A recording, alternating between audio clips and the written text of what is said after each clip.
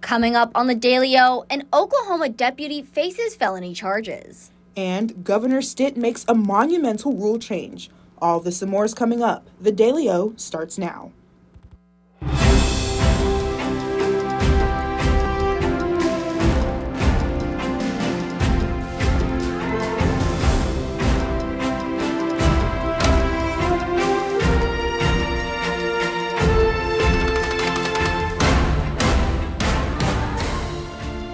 Good evening and welcome to the Wednesday edition of the Daily O. I'm Emmy Sangvilai. And I'm Raymond Coleman. We're glad you're with us.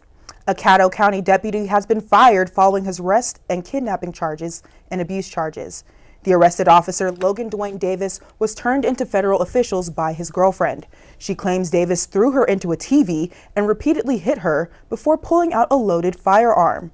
The Caddo County Sheriff's Department terminated Davis following his arrest.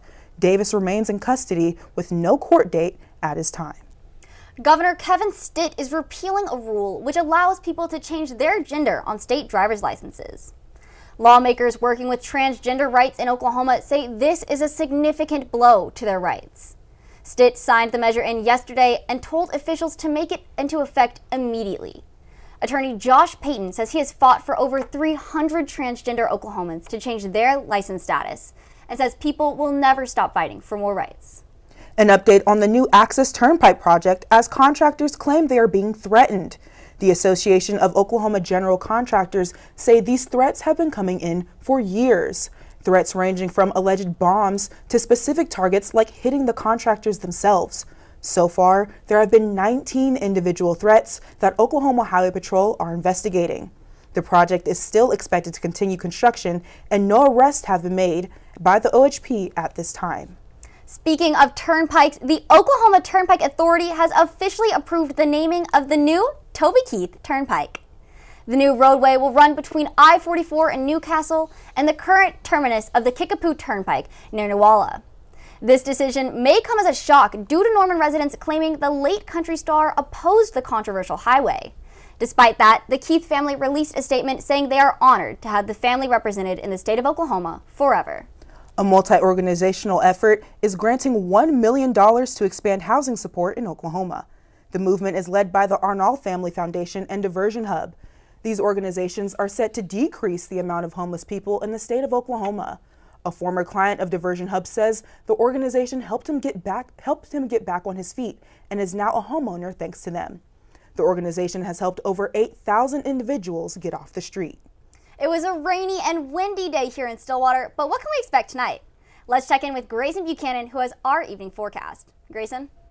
Thank you, Emmy. You were so right. The rain was here and so was the wind. Thankfully, the wind has died down a little bit with it being 4 miles per hour coming out of the southwest, but it is pretty chilly outside. It is 51 degrees with a real feel of 51. And as you can see with this view off campus, the rainy skies are here to stay and so are the clouds, but would look like we're in the clear for the rest of the night. Sneak peek though, you're going to want to hold on to those umbrellas. Let's take it back to the desk for now. All right, Grayson. When we return, a cluttered kitchen table was hiding a small fortune for a family. And OSU students continue to fly to the top. The Daily O returns right after this.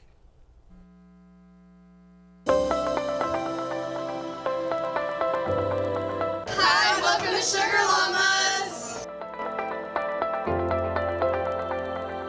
Well, I'm the owner of Sugar Llamas here in Stillwater. My name is Chad O'Rourke. We want to create a customer-centric culture and create an experience for our customers when they come in. Our ice cream in particular, you can get it other places, but I'm only aware of like one other place besides the Sugar Llama in the state of Oklahoma that you can get it. We actually ship it in from up north, but when it comes to our coffee, you cannot get Sugar Llama coffee anywhere else in the world. You might find a blend similar to it, but you're not going to get Sugar Llama coffee anywhere but a Sugar Llama. It is proprietary to us. We really actually want to get more involved within our community. It's not just about making money, but it's about serving our community and becoming a part of the community here.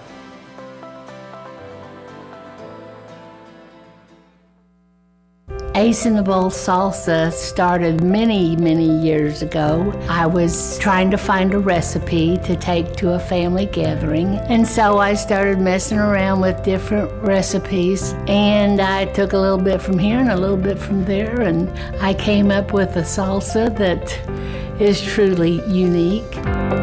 Ace in the Bowl salsa is an olive oil based salsa with tomatoes, green chilies, green onions, and black olives.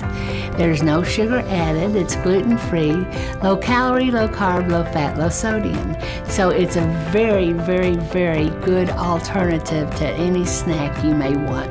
As of right now, I'm just looking to be in Oklahoma and having a successful business within the state. If my grandkids could ever take it over when they're old enough, that would be my dream.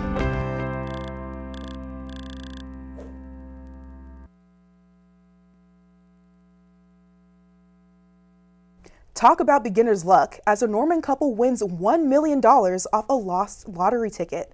Robert of Noble County found the ticket on his cluttered kitchen table in his home. He realized the numbers on the ticket matched the ones called for the November 25th version of the lottery.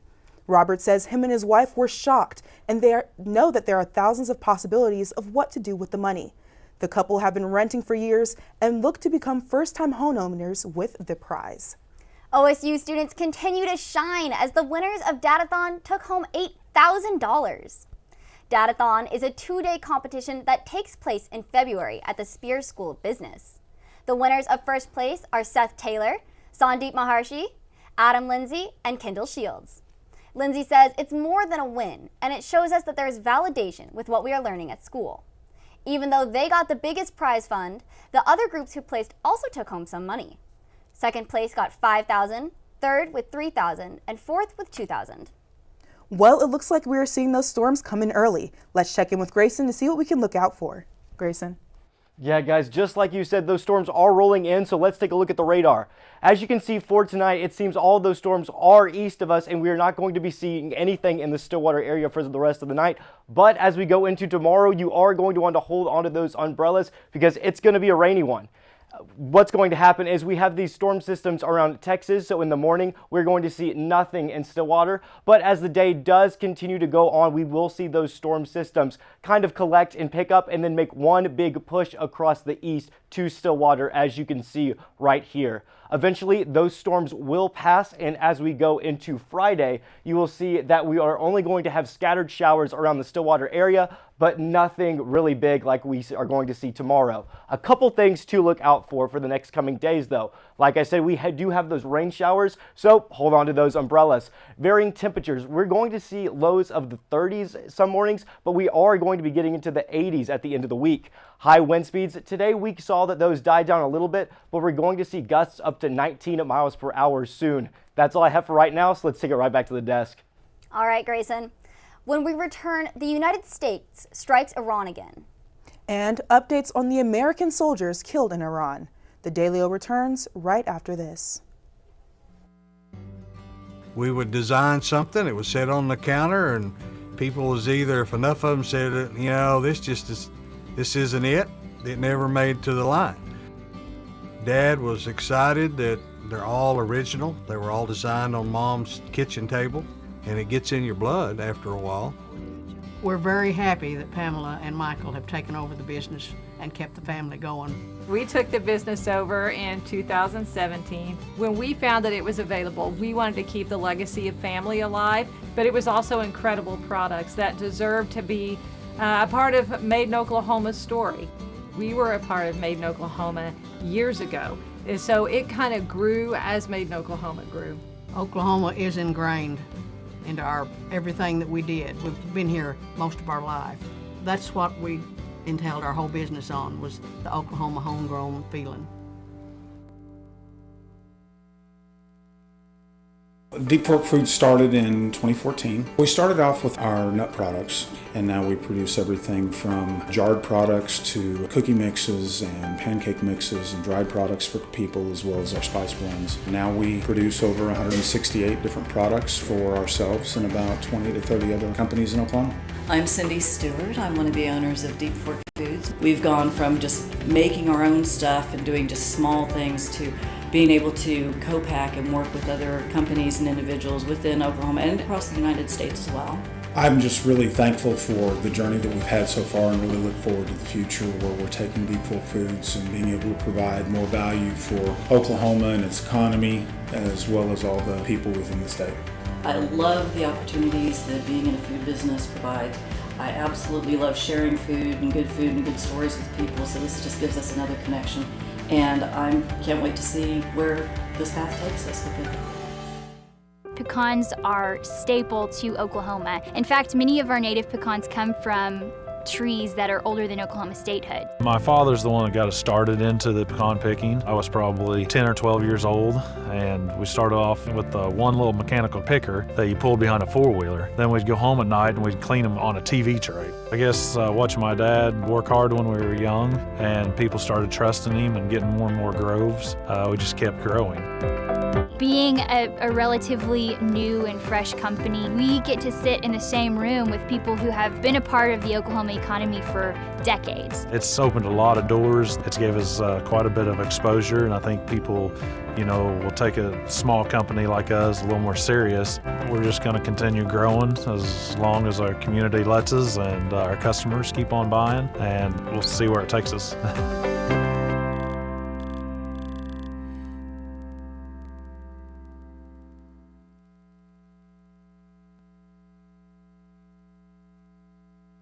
The U.S. has launched another attack on Iran, the likes of which haven't been seen since World War II.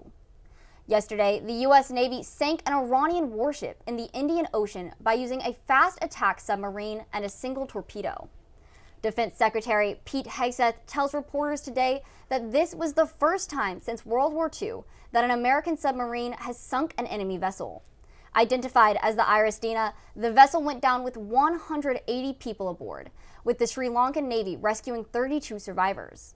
The last time American torpedoes were fired was in 1945, where they sank 2 Japanese defense frigates. The Pentagon has released 4 of the 6 Army reservists killed after a drone strike in Iran. Captain Cody A. Kirk was 35 from Winter Haven, Florida. Sergeant First Class Noah L. Tingents was 42 from Bellevue, Nebraska.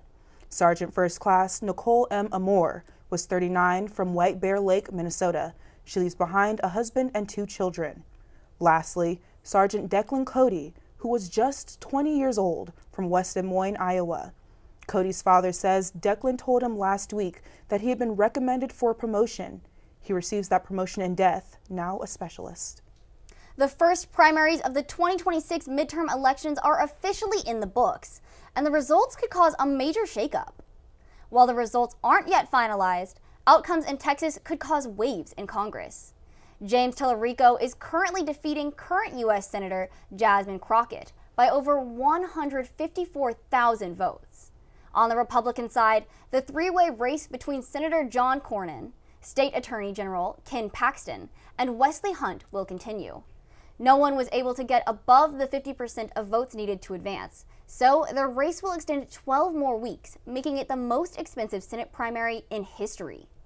Speaking of the primaries, multiple voters in Texas faced issues when it came to casting their vote.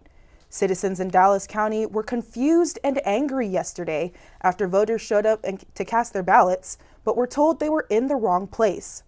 The confusion comes after Dallas County Republican Party decided to abandon the use of county-wide voting centers. That system allowed voters to cast their ballot at any voting location, but they reverted back to the old system of assigned polling places. And when asking for help, multiple voters were redirected to yet another wrong location. As the world has its eyes on Iran and the primaries, the Department of Justice has been removing pages from the Epstein files. The DOJ has now removed 47,000 files, which is equal to 65,500 pages. This comes after criticism and concern from survivors and their attorneys, as some of the removed files include explicit pictures and personal information. But the reasoning for the removal of other files is unclear. This means of the 3.5 million pages the DOJ claims to have, only 2.7 million are published. Coming up next, Cowboy basketball with an overtime win on the road. Andrew Dunham is in the Sports Corner with more right after this.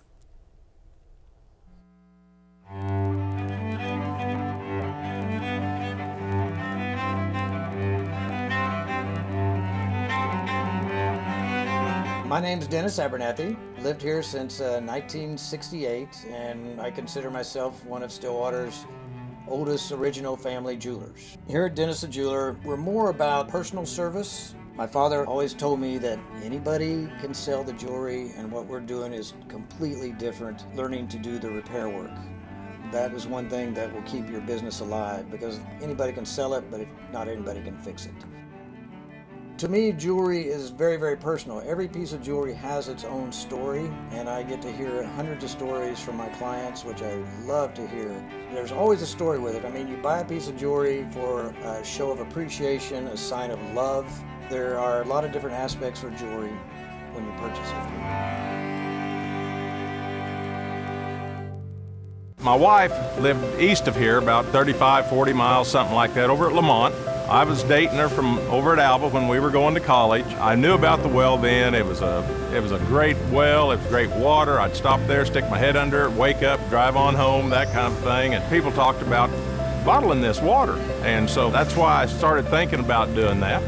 And so in 2003, the property come up for sale. And so we started working on that, had the opportunity to buy it. The hopes are when folks drink our water is that they'll drink it for a few days and find out the difference. They'll start feeling better because there's been no chemical in our water. There's a list of good things that we have. We don't have any bad things in it. This company means a lot to me because I guess we started it from scratch. And to be able to have it where it's at today, I don't see this as the end at all. I see the future of Divine Water as being worldwide, which will bring outside dollars into the state.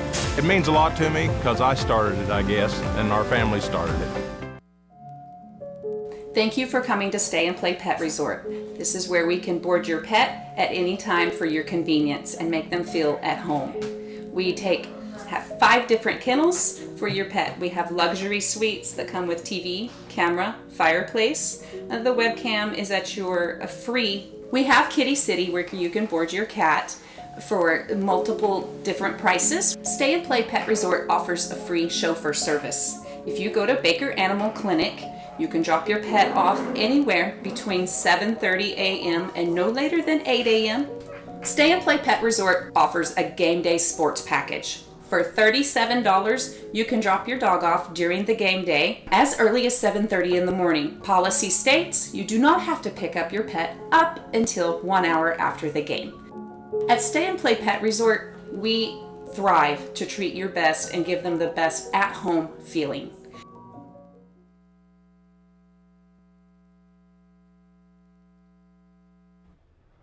Welcome back to the Daily O and welcome into the Sports Corner. I'm Andrew Dunham. Let's talk some sports.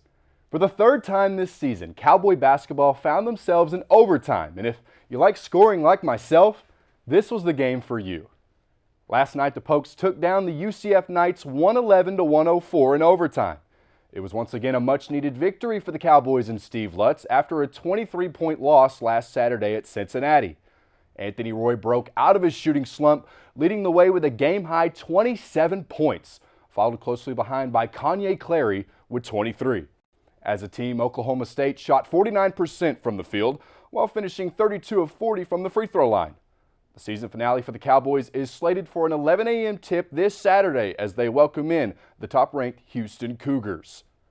Moving from the hardwood to the diamond, Cowgirls softball is charging into conference play with a victory. Our very own Shay Faulkner was on the field to recap the game versus Missouri State. The Cowgirls have catapulted to number 12 in the NCAA rankings, and last night they picked up a win against Missouri State to celebrate. The action started early with the Missouri State Bears producing back-to-back home runs against freshman pitcher Presley Downing.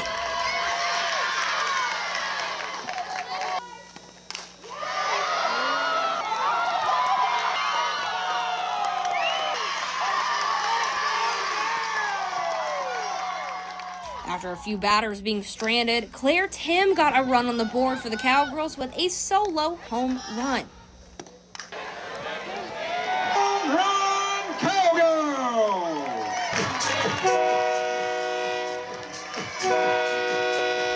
The 3rd inning made for a clean slate, with both teams tying it up, making the score an even 3-3. The game went tied up until the 6th when Jaden Jones got the action started with a double to left field, driving in 2 runs to put the Cowgirls in the lead 5-3.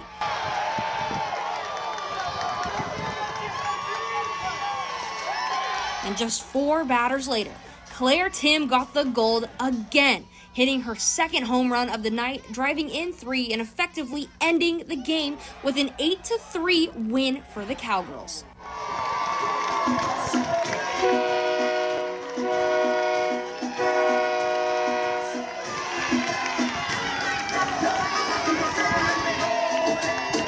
It was a cold and windy game, but that just makes for some rowdy Cowgirls. It was a intense game going tied into about the 6th inning, and we finally had some breakage. The Cowgirls took the win 8-3 over Missouri State, but their action this week doesn't stop there. If weather permits, the Cowgirls will have their Big 12 season opener against UCF Friday through Sunday. Those games are going to be at 6 p.m. Friday, 2 p.m. Saturday, and 11 a.m. Sunday, and we're going to have to see how that goes. And for the Daily O, for now, I'm Shay Falconer. Thanks for that, Shay. And let's keep things on the diamond, shall we? Oklahoma State baseball had to grind one out last night, but they held on for a victory against Missouri State. The Cowboys extended their win streak to 8 with a thrilling 8-7 win over the Bears. The play of the night, that belonged to Colin Bregeman, who came up big in the 5th inning, launching an Oppo Taco grand slam that flipped the game upside down, putting the Pokes from down 1 to up 3. On the mound, Noah Webb pitched 2 shutout innings before handing things over to Brendan Phillips, who stayed steady, only allowing 1 hit to lock down the win for the Pokes. Now the focus shifts to this weekend, where OSU hosts another 3-game series versus the Gardner-Webb Bulldogs. First game of the series will be at Friday at 6 p.m. Meanwhile, across the street, Cowboy tennis gained a top 15 win over San Diego. The Cowboys are now undefeated at home, beating the Toreros 4-3. This is the Pokes' highest-ranked win of the season. The Cowboys were behind going into the single digits, dropping the doubles point. Derek Pham put the Cowboys on the board, dominating his first match with an upset win. And Haydar Gokmanar improved to 11-1 on the season. The Cowboys are back at the Greenwood Tennis Center on Friday against South Florida. That's all we have today from the Sports Corner, but don't go anywhere. Emmy and Rayma have it right after this. I'm Travis Taylor. I'm the general manager for the Hotel Indigo Tulsa Downtown. I have a real good understanding of the food scene in Tulsa, and I've loved to see the way it's evolved over the years, and I'm glad to be part of it. My name's Kevin Kyle. I'm the executive chef.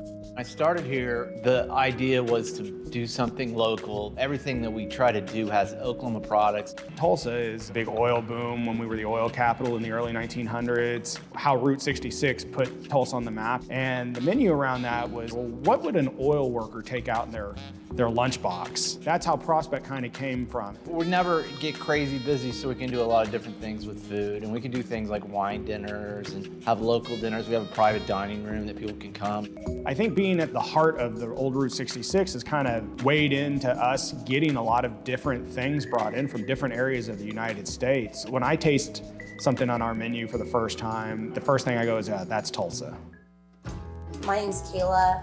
I've been here since the beginning, so 4 years. Scratch is more focused on farm and mostly made in Oklahoma products, keeping it local. Sustainability is our biggest thing. That's one of the reasons why this place opened. I've been the chef here at Scratch for 2.5 years. Started here as a line cook. Our food and drinks are a bit separate entities almost inside the restaurant. So the food is now up to 85% of the products we bring in are raised or grown locally. It's all based off of things that I grew up eating in southern Oklahoma, the things my grandparents ate. Fresh food, clean food, organic food, sustainability, that's all of our thing. From front of house to back of house, we're able to maintain both with freshness. But made in Oklahoma means we get it straight from the farms that are 20, 30 minutes, another little county away. We get it straight from them.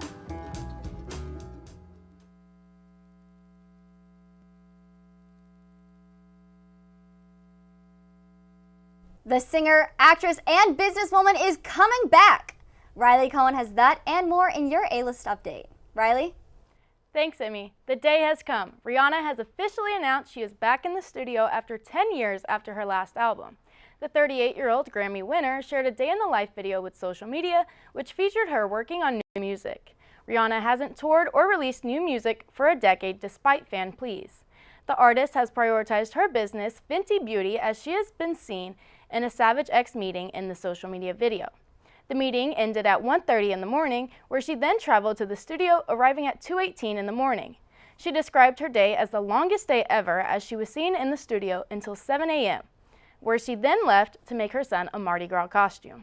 That's all I have for your A-List update. I'll go ahead and send it back to the desk. Another endangered species have been found in Central Asia's most reclusive nation.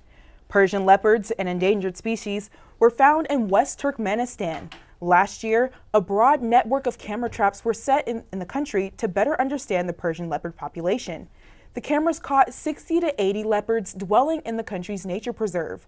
In the preserve, 3 breeding females were recorded in the camera trap surveys, a promising sign that these leopards are recolonizing these ecosystems. The Persian leopards are clawing their way off the endangered species list. Now, I don't know about you, Rayma, but as a journalist, I feel entitled to shout out today's National Day, which is National Grammar Day. Today encourages the use of correct grammar in both verbal and written language. However, today doesn't only celebrate English grammar. Rather, today celebrates grammar from all languages across the world. Regardless, language is always something to celebrate. People celebrate today by reading a new book, a blog, newspaper, or even learning a new word from a different language. However you celebrate, don't forget to post it under #National Grammar Day. Well, before we go, let's go back to the Weather Center where Grayson Buchanan has our 7-day forecast. Grayson? Thank you guys. Just like they said, let's check out that 7-day forecast. As you can see today, we did have showers with a high of 55, a little colder, but as we get more into the week, those temperatures are going to rise. As you can see, we have some 70s with on Saturday the low getting into the 30s, but the sun will come out just a little bit before going back to rain. Man. Well, guys, shouting out National Grammar Day, our students took the Learning Proficiency exam. Excuse me, I need to work on my grammar. But I would love to shout out Mason Humpner, my boy, for passing that. Yeah, I'll shout out Macy Strand as well. That's a good job. Yeah. The language proficiency exam is one of those harder tests that we do have to take as students. So we do want to congratulate all of our journalists here on the desk and the ones that are taking those tests today as well and throughout the week. So congratulations to all of you guys. Yeah, congratulations. That's a look at today's headlines. Thank you for joining us. Make sure to check out the Daily O tomorrow and the rest of the week for the latest happening here in Stillwater and across the state. For the Daily O, I'm Rayma Coleman. And I'm Emmy Sanglai. Have a great night, everyone.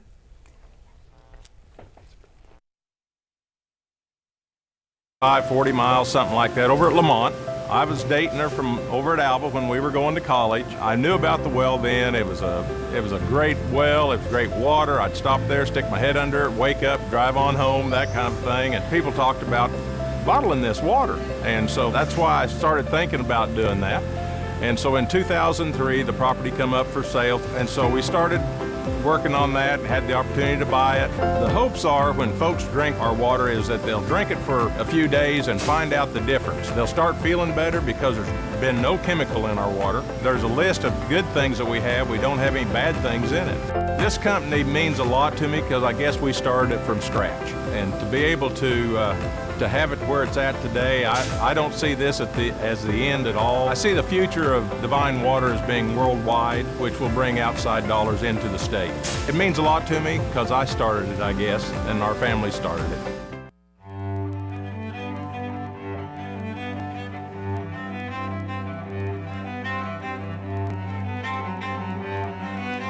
My name's Dennis Abernathy. Lived here since 1968, and I consider myself one of Stillwater's oldest original family jewelers. Here at Dennis the Jeweler, we're more about personal service. My father always told me that anybody can sell the jewelry, and what we're doing is completely different, learning to do the repair work.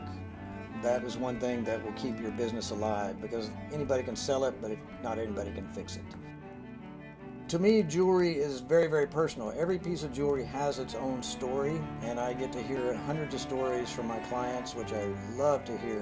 There's always a story with it. I mean, you buy a piece of jewelry for a show of appreciation, a sign of love. There are a lot of different aspects for jewelry when you purchase it.